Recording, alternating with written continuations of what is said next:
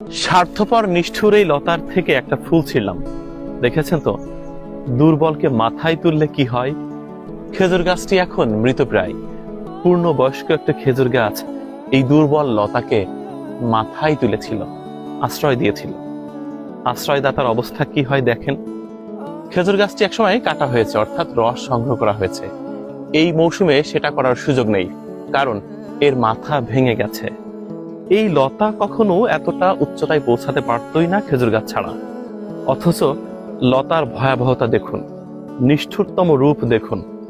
লতা সারা খেজুর গাছকে পেঁচিয়ে ধরেছে, খেজুর গাছটাকে প্রায় মেরে ফেলেছে। লতা কিন্তু ঠিকঠাক আছে, ফুল দিচ্ছে, এবং এতটা ফুলে ফুলে শোভিত যে এই ফুল দিয়ে সে যেন ব্যঙ্গাত্মক হাসি হাসছে। মানুষকে শেখাতে চাইছে যে যাকে আশ্রয় দিয়েছিল তাদের হৃদয়ে রক্তক্ষরণ ঘটাচ্ছে। এমন অনেক মানুষ আছেন আমাদের সমাজে, যাকে আপনি আশ্রয় দিয়েছেন, মাথায় তুলেছেন, আদর দিয়েছেন, ভালোবাসা দিয়েছেন, সমাজে প্রতিষ্ঠা করেছেন। তারপর সে কি করেছে? আপনার মাথার উপর চড়ে বসেছে, আপনাকে সর্বশান্ত করেছে, পথের ভিখারি করেছে। আসলে উপকারীর প্রতিদান এরকম করেই দেয় সবাই। বাংলা সাহিত্যের বিখ্যাত উপন্যাসিক সমরেশ মজুমদারের কালবেলা উপন্যাসের কথা মনে আছে?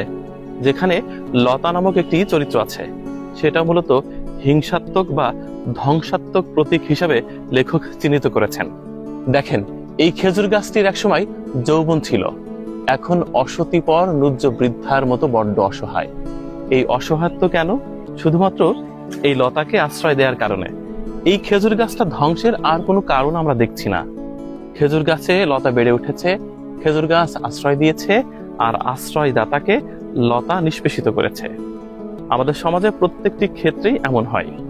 আপনি যাকে পথ থেকে ঘরে টেনে আনবেন, বুকের মধ্যে আগলে রাখবেন, ঠিক সে দুদিন পরে আপনার মাথায় চড়ে বসবে, তারপর লতায় ফুল ফুটে গেছে।